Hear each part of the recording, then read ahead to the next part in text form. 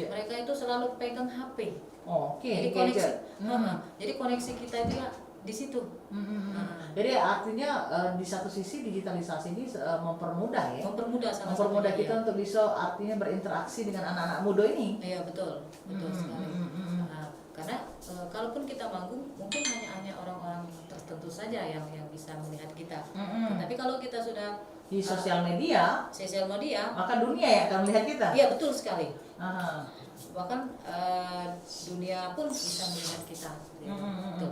Oke, bagus. Kalau kita ngomongin lagi, kita kembali kepada topik kita adalah mengenai Kartini-Kartini muda yang berkarya dengan kearifan lokal. Kenapa kearifan lokal yang Mbak Kus pilih? Ini kan karena Mbak Kus ini sebagai salah seorang penggiat yang muda masih. Iya, yang tapi ininya lebih pilihannya kepada kearifan lokal. Kok bisa tertariknya kearifan lokal ya? Karena itu punyaku. Rasa keakuan itu ya.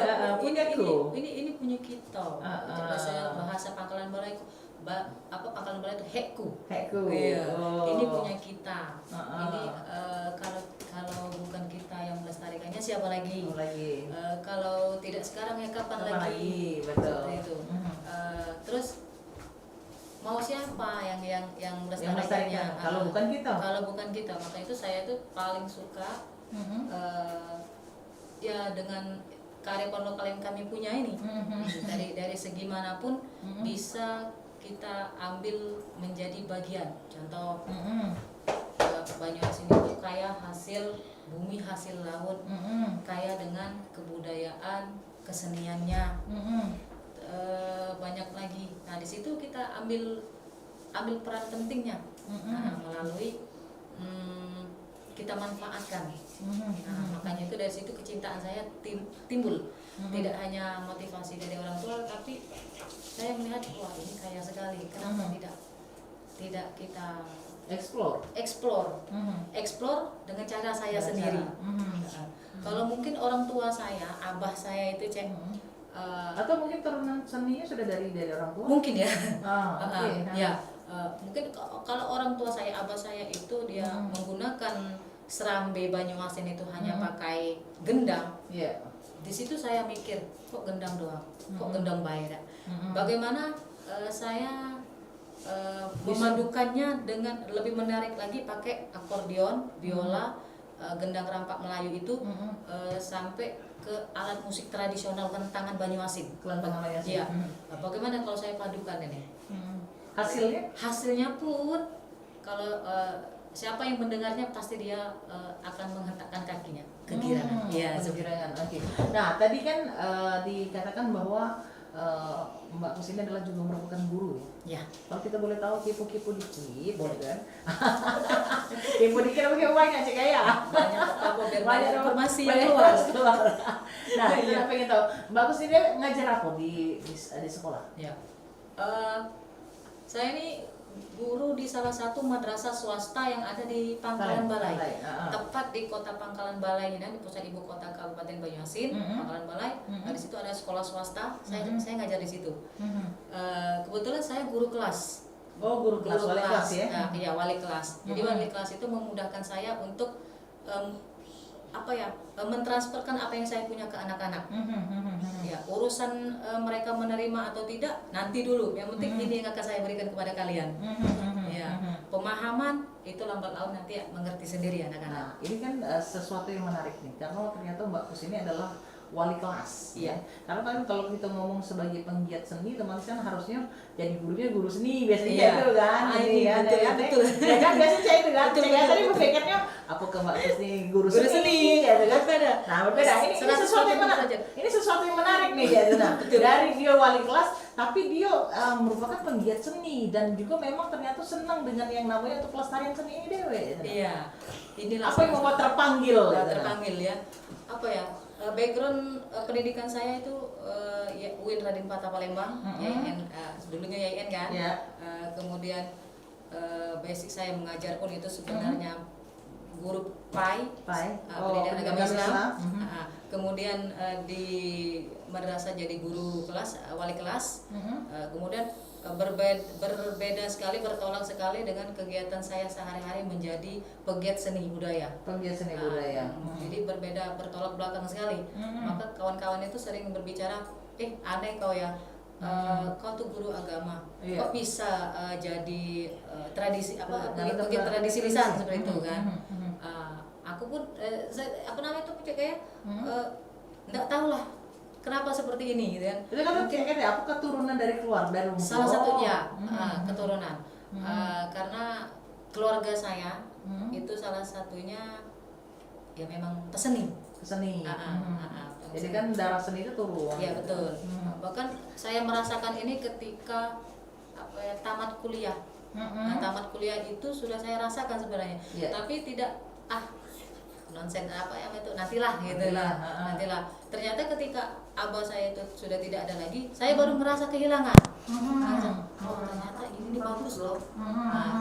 Abah ini sudah tidak ada lagi, ini bagaimana saya melanjutkannya? Apakah menjadi sesuatu? Ketertarikan itu setelah ada selagi abah masih itu sebelum sesudah abah sudah ada lagi. Abah itu masih ada. Mungkin ketika beliau sakit itu saya sudah sangat-sangat bergairah untuk menggiatkan. Begitu abah pun tidak ada, saya tetap bersemangat untuk menggiatkan apa yang sudah diwariskan abah itu ke saya. Seperti itu. Kalau abah itu mewaris, biasanya orang tua mewariskan harta, kami tidak, kami adik-beradik kami hanya diwarisi cuma tradisi lisan. Seperti itu. Nah ini kan yang ini adalah tradisi lisan ini kan sesuatu yang kalau kata kalau lebih ke hakon ya jadi lebih tertarik kan. Tapi ini tradisi lisan ya kan. Nah kita juga lagi bakal undang kita bakal undang untuk pertanyaan selanjutnya. Kita bakal undang untuk dulu kalau nak bertanya dengan narasumber kita ya tadi di line telepon 0711351656 terkait topik kita mengenai Kartini muda yang berkarya dengan kearifan lokal ya. Atau juga mungkin dulu yang nak ngucapkan selamat hari Kartini ya. Kita terbaik di 351656.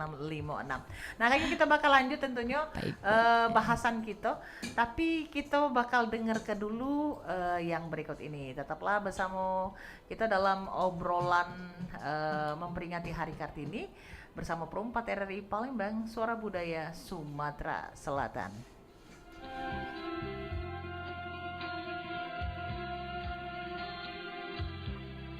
Adik mau pilih yang warna apa? Warna putih. Kalau kakak pilih warna apa? Kalau kakak pilih warna putih, merah, dan hitam. Curang kok pilihan kakak banyak. Ayo, adik pilih warna apa lagi? Pilih lagi warna merah, warna kuning, apa lagi ya? Hijau. Pinter anak bunda, pilihannya kayak nyanyian ya. Merah, kuning, hijau di langit yang biru.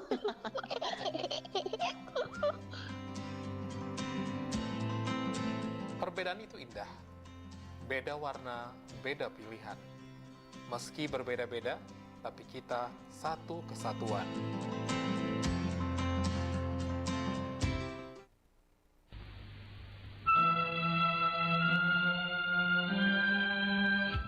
Oke dulur, masih di 88,4 MHz Perumpat RRI Palembang, Suara Budaya Sumatera Selatan. Obrolan memperingati Hari Kartini dengan Kartini muda kita ada Mbak Kus ya, yang sedari tadi sudah pokoknya berbagi luar biasa tentunya pengalaman beliau sebagai Kartini muda ya, yang fokus kepada kegiatan seni dan juga tentunya budaya, terkhusus budaya seni Banyu Asin ya Mbak Kus ya.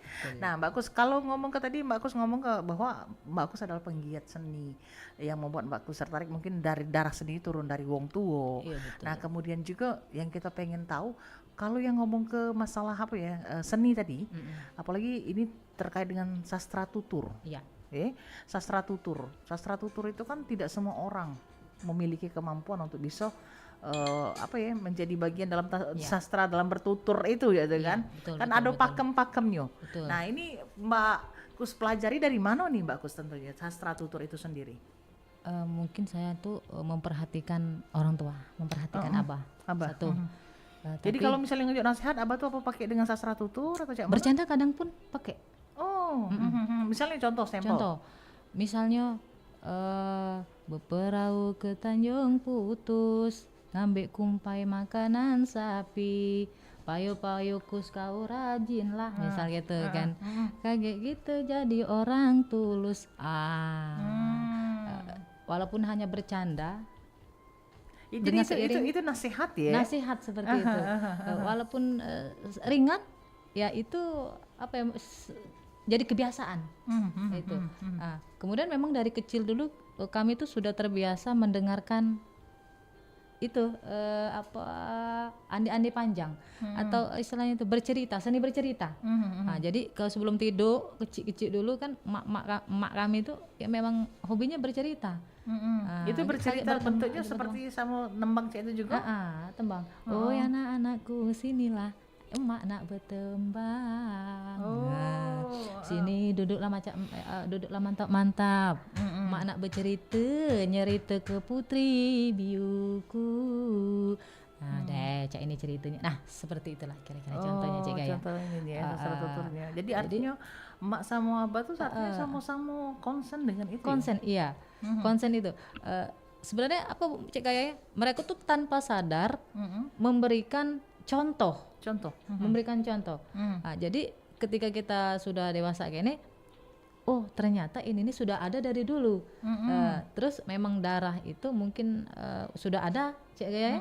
Sehingga apa sih salahnya kalau aku tularkan juga kepada yang lain. Nah itu sendirinya gitu. Dengan sendirinya ngalir tanpa beban, tanpa paksaan, ya ada. Contoh lagi Cik Gaya. Kami itu kan punya adat timbang kepala kebo.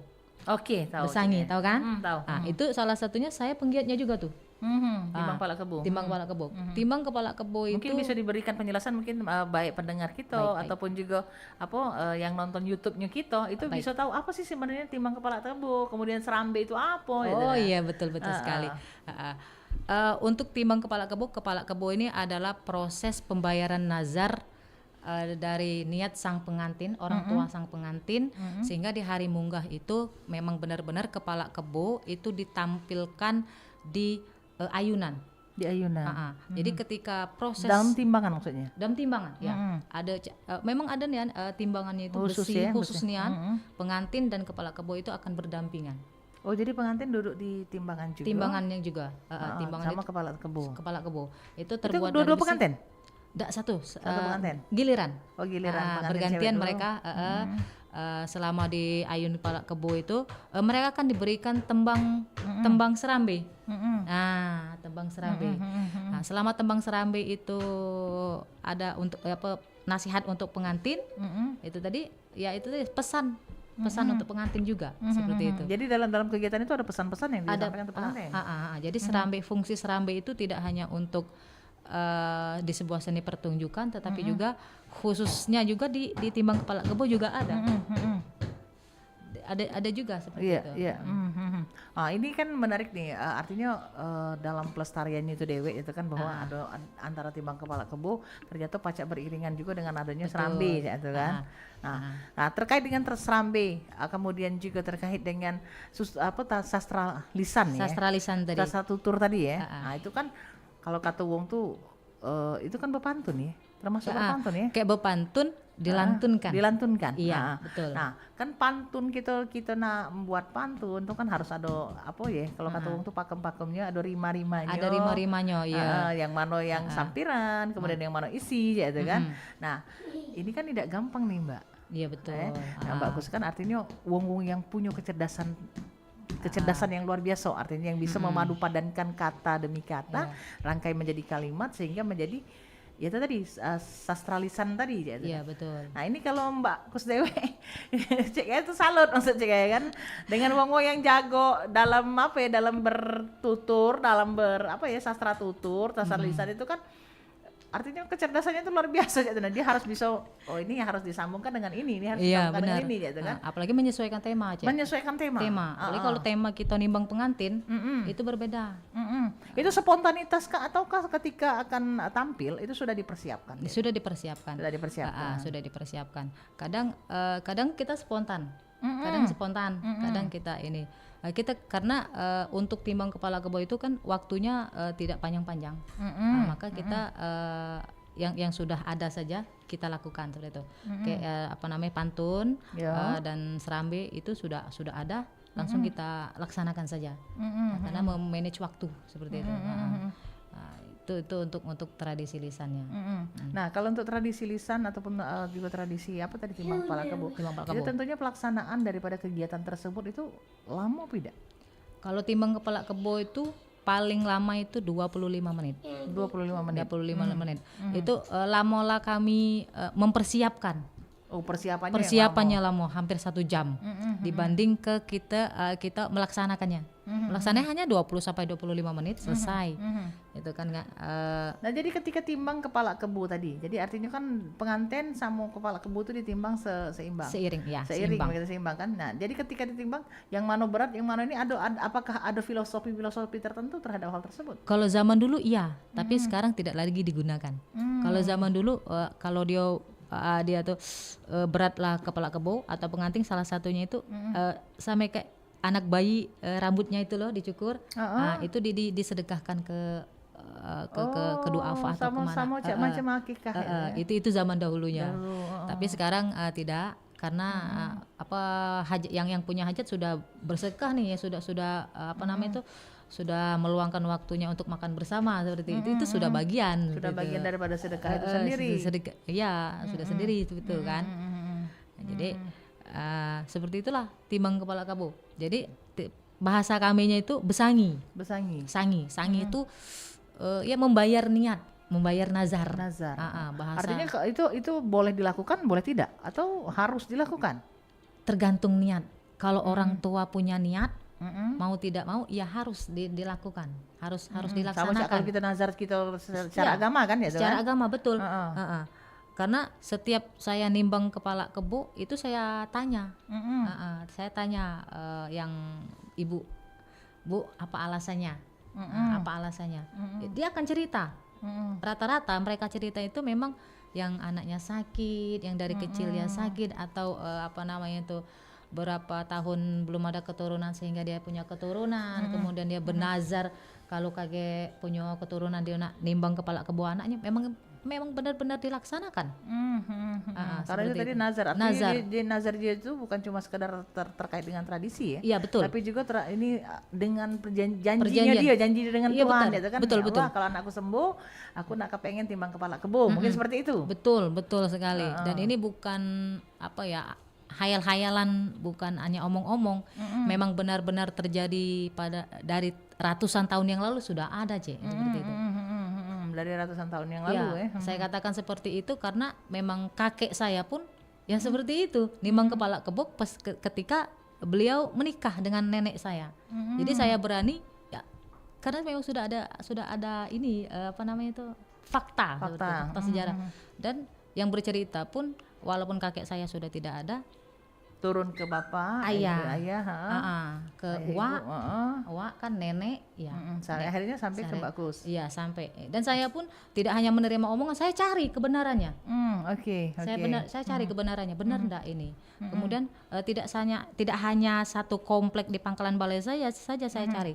Tapi segala seluk-beluk di desa yang ada di Kecamatan Banyuasin 3. Itu saya cari informasinya, apa sih itu besangi, apa sih itu timbang kepala kebo. Jadi tidak semata-mata saya tuh Mbak itu Cik Gaya, ini loh kamu tinggal laksanakan, nerima bulat-bulat, tidak.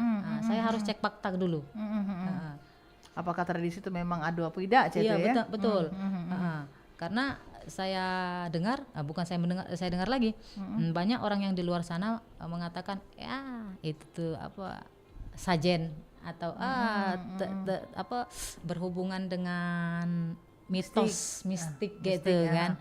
Nah disitulah saya agak Tapi kalau misalnya mendengarkan dari apa yang Mbak Kus jelaskan tadi, Mm-mm. kalau Cik Gaya Dewi nangkapnya sih sebenarnya ada kata mistiknya di situ. Tidak ada kan? Nggak ada Nah, itu mistiknya yang saya kan. setuju. Kalau mistik itu kan ya mungkin maaf kan itu kan sedekah. Jadi Betul. sedekah dan makannya kan rame-rame. Rame-rame. Bukan dihususkan untuk maaf misalnya gitu kan. Ah, iya, ini betul. khusus ini. Memang Iya. doanya ya untuk didoakan oleh rame-rame juga gitu Betul. kan. Jadi kan berbeda dengan Betul. kalau memang kalau sajen itu kan ini dilepaskan ke laut misalnya kayak Iya, gitu. Nah, itu sajen mungkin sajen. kan itu kan. Karena ini kan- Islam.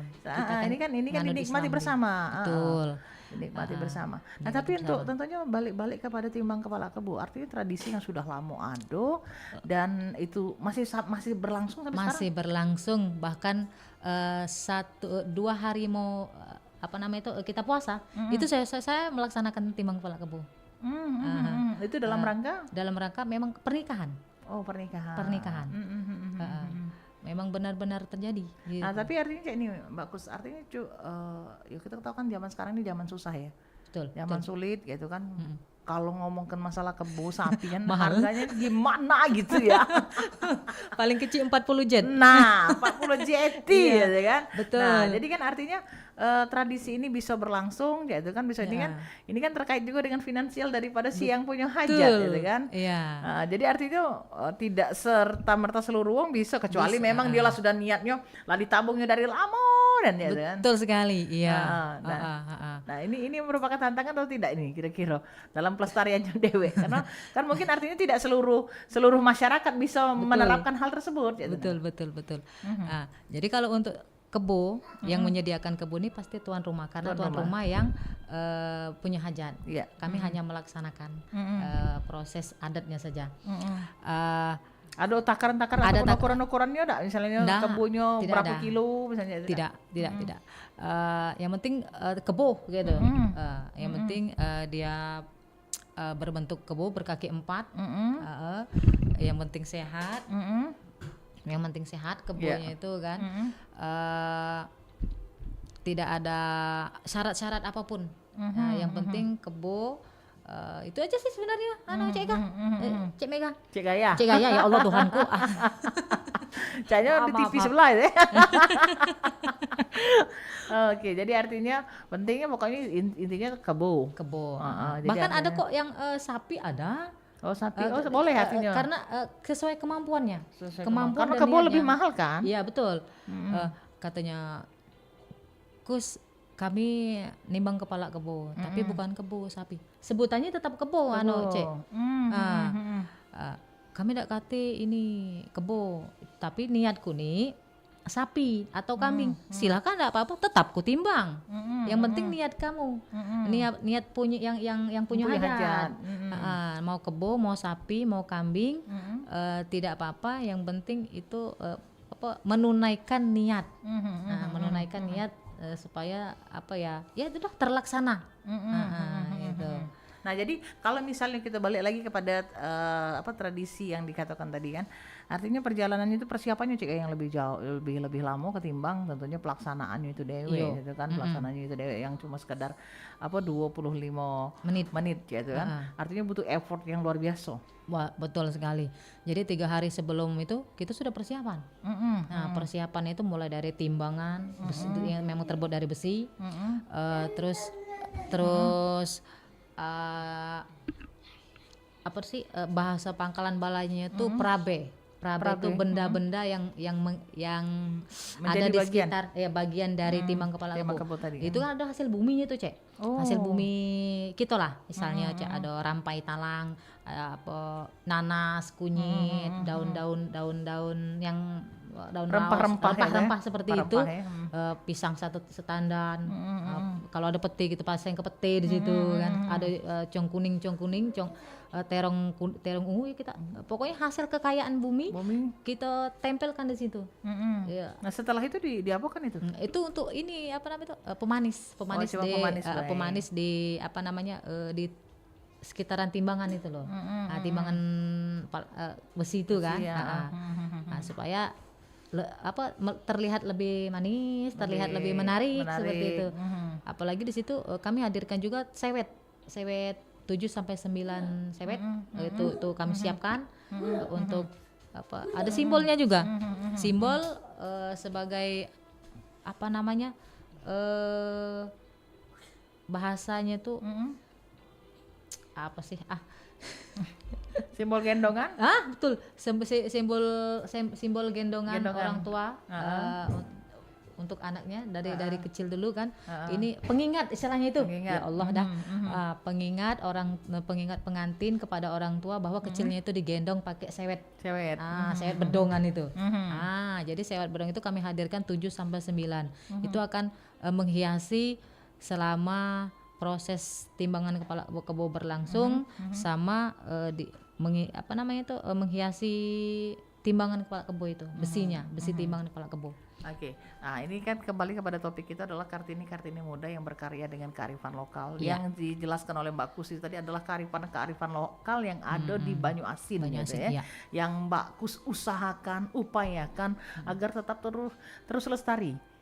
Agar tetap tentunya masyarakat tuh tahu gitu kan bahwa di Banyuasin tuh ada ini loh seperti itu kan. Itu adalah peran Mbak Kus sebagai Kartini muda. Betul. Nah, oke, kalau misalnya ngomong ke masalah Kartini muda, kita balik kepada tentunya Hari Kartini kembali nih Mbak Kus ya. Mungkin Mbak Kus sendiri ya, bahasanya Indonesia agak-agak ya. Iya, Mungkin Mbak Kus dewe ada pesankah, ada apa ya, mungkin kalau kata kita nih harapankah ya terkait dengan tentunya Hari Kartini ini dikaitkan juga dengan tentunya kearifan lokal yang Mbak Kus Mbak Kus jalani selama ini gitu. Baik. Saya tuh kepinginnya bercita-cita apa yang saya kerjakan selama ini khususnya di bidang kearifan lokal Banyuasin yang hampir punah. Yang hampir punah ini ada Andiani Panjang dan Serambi Banyuasin ini kan. Supaya ini tidak punah, tidak tetap dinikmati, tetap lestari, tetap dinikmati oleh dari generasi ke generasi. Harapan saya kepada pemerintahan pemerintah, baik itu pemerintah kabupaten maupun pemerintah provinsi, bagaimana ini dijadikan sebuah muatan lokal. Ya, muatan lokal. Belum ada ya muatan lokal? Belum sama sekali. Muatan lokal di setiap satuan pendidikan yang ada di Kabupaten Banyuasin, khususnya. Di setiap sekolah itu setidaknya mengenal pembelajaran apa itu Serambi, apa itu Andiani Panjang. Kalau cuma sekedar lomba, akan hilang pada waktunya. Tetapi ketika dia dijadikan sebuah muatan lokal, mungkin salah satu sebagai bentuk pelestariannya seperti itu. Pelestariannya, jadi artinya butuh support ya daripada pemerintah daerah terhadap pelestarian. Artinya penggiat-penggiat ini siap untuk bisanya berkontribusi lebih sekali. Gitu kan? Asal ada support dari pemerintah daerah terhadap pelestarian itu dewe ya. Iya betul sekali.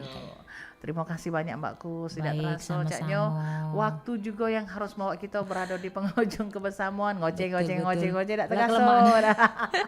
Waktunya yang harus bawa kita berada di penghujung kebersamaan dalam perbincangan kita dalam obrolan memperingati Hari Kartini. Semoga apa yang tadi menjadi pesan dari Mbak Kus, apa yang menjadi harapan itu bisa terrealisasi. Amin. Dan didengar oleh pemerintah daerah ya. Amin. Karena Cak Uji Mbak Kus tadi, kalau bukan kita siapa lagi? Kalau bukan sekarang, kapan lagi? Gitu ya. Jadi artinya kita harus sama-sama bergandengan tangan. Ini bukan cuma tugas Mbak Kus Dewi sebagai penggiat, gitu kan? Tapi juga tugas kita bersama sebagai masyarakat ikut untuk melestarikan, dan juga pemerintah juga untuk bisa mensupport hal tersebut.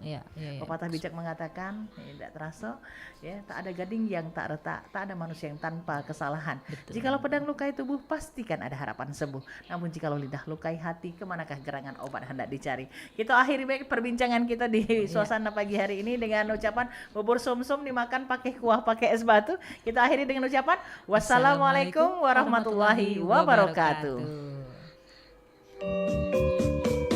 Nuansa budaya dan tradisi,